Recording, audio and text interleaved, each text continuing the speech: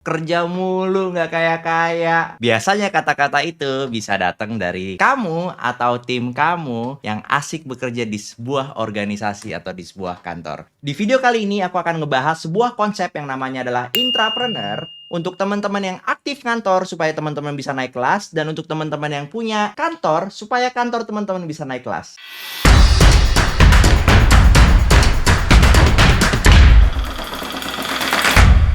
Untuk teman-teman yang pengen tahu lebih dalam tentang konsep-konsep entrepreneurship atau konsep tentang manajemen atau digital marketing, aku saranin follow dulu, klik dulu tuh subscribe, jangan lupa loncengnya. Mari kita mulai. Entrepreneurship adalah tindakan berlaku seperti entrepreneur saat bekerja aktif di dalam organisasi yang besar atau di kantor kamu. Teman-teman, aku yakin banget teman-teman tahu yang namanya PlayStation. Tahu nggak bahwa sebelum ada PlayStation, itu Sony tidak mau masuk ke ranah game konsol. Intrapreneur dari Sony yang membuat PlayStation bernama Ken Kutaragi. Yang awalnya dia lagi mengajak anaknya bermain Nintendo dan merasa masih banyak yang bisa diimprove dari Nintendo. Kutaragi mencoba memberikan inovasi ini kepada seniornya, karena waktu itu Kutaragi masih junior, dan namun banyak sekali yang menolak idenya sampai satu senior melihat potensi di bisnis ini, baru diadakanlah Project PlayStation. Itu datang dari seorang intrapreneur.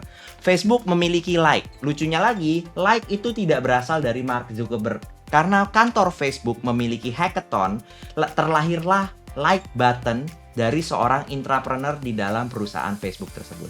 Di DreamWorks, mereka memiliki konsep untuk setiap employee staff-nya memberikan ide-ide baru untuk dijadikan film. Contohnya seperti Shrek dan Madagaskar. Keren nggak tuh? Banyak banget soalnya yang aku mikir, aku lihat bahwa kalau orang kerja mulu kapan kayaknya, atau lu kerja mulu bikin bos lu kaya, itu menurutku mindset yang salah. Kalau teman-teman mau kerja untuk dapetin duit dan mindset teman-teman hanyalah kerja dari jam 8 sampai jam 5, bayangin entrepreneurnya itu bisa kerja 24 jam loh. Pada saat teman-teman berfungsi sebagai seorang intrapreneur, teman-teman juga berfungsi sebagai entrepreneur di dalam organisasi atau di dalam kantornya. Fungsinya adalah entrepreneur dalam sebuah organisasi. Itu intrapreneur. Setelah aku lihat-lihat, aku melihat 3 titik yang akan aku bahas di video ini untuk teman-teman membuat struktur intrapreneur sebagai pemilik perusahaan atau menjadi seorang intrapreneur sebagai orang yang aktif bekerja dalam sebuah organisasi. Oke, nomor 1 adalah mindset. Mindset ini berlaku untuk intrapreneurnya itu sendiri ataupun entrepreneurnya. Staff yang memiliki mindset intrapreneur, mereka tidak akan keberatan untuk mempelajari suatu hal yang baru. Mereka tidak, kebiasaan dari mereka tidak, bahkan tidak meminta uang lembur, karena lembur itu malah dia belajar sesuatu. Itu kacamata intrapreneur. Saat ini aku memiliki 200 orang di timku dan aku melihat banyak sekali yang memang staff minded dan juga intrapreneur minded. Biasanya yang intrapreneur minded ini aku bisa ajak ke atas, karena dia pada saat kita kasih sebuah tugas baru untuk dia pelajari, dia menganggap itu sebagai challenge baru. Itu untuk intrapreneur. Untuk entrepreneur yang mau membuat perusahaannya memiliki banyak intrapreneur, mindset seorang entrepreneur itu tidak bisa untuk hanya mendapatkan uang saja. Pada saat teman-teman entrepreneur ingin memiliki tim intrapreneur, teman-teman tidak bisa memiliki mindset hanya bekerja atau membuat usaha untuk membuat uang saja. Karena pada saat teman-teman membuat perusahaan ini hanya untuk keuntungan saja, tidak ada value di dalam perusahaan tersebut, intrapreneur ini pun juga tidak mau membantu entrepreneur tersebut. Kedua adalah culture.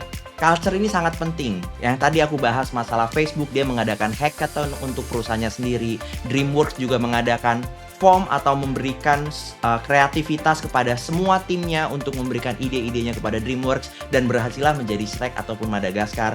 Itu semua settingan dari culture perusahaan.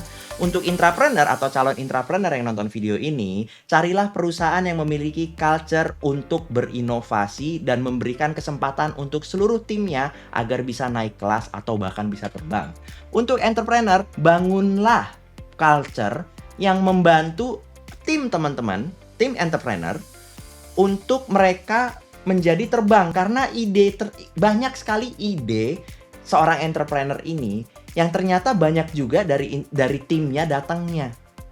Banyak sekali ide di dalam tim yang sebenarnya entrepreneur ini juga bisa eksekusi. Jadi bangunlah culture tersebut seperti DreamWorks ataupun juga seperti Facebook. Yang ketiga adalah inovasi, teman-teman. Untuk intrapreneur maupun entrepreneur harus sama-sama memiliki inovasi. Karena fungsi dari intrapreneur ini sendiri adalah membantu mereka untuk membuat sebuah inovasi baru agar organisasinya atau tempat kerjanya mendapatkan sesuatu yang baru dibanding orang lain. Bayangkan, 200 kepala itu jauh lebih baik daripada satu kepalaku. Entrepreneur sendiri, untuk entrepreneur yang tidak memiliki mindset inovasi ini sulit banget nih, karena ini salah satu fungsi untuk membangun intrapreneur di dalam organisasi kamu. Cobalah terus mengeksplor sesuatu yang baru untuk entrepreneur khususnya, sesuatu yang baru di dalam bidang kamu. Kalau kamu di bidang teknologi, carilah teknologi yang baru. Kalau kamu di bidang F&B, carilah F&B yang baru yang mungkin tim kamu atau intrapreneur kamu tidak bisa melihat. Contohnya apa? Keluar negeri, cek di sana lagi rame apa. Dasar ide Jeko menurutku pribadi itu datang dari Krispy Kreme yang ada di USA. Itu fungsi inovasi di dalam entrepreneur. Nah, untuk teman-teman yang pengen tahu lebih dalam, aku bikin artikel, aku juga bikin tutorial banyak banget yang untuk masalah mendalami intrapreneur ini. Klik link di bawah atau lihat videoku yang lainnya di kanan kiri ini.